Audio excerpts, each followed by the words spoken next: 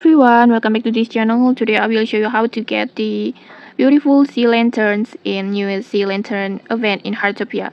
First, just tap on the globe icon and then just tap on the sea lantern sentiments, this one, and then just tap on the sea lantern store, this one, and then in here you will see some sea lanterns model. Next, you can just choose one sea lantern that you like and then purchase it. Its lantern costs around 2000 gold. So just choose one. For example, I want to choose this one, and then next just adjust the amount that you want to purchase, and then after that just simply tap on purchase like this. And once you have it, you can either place it in your home for decorations or just release it at the sea lantern event spot for a magical view.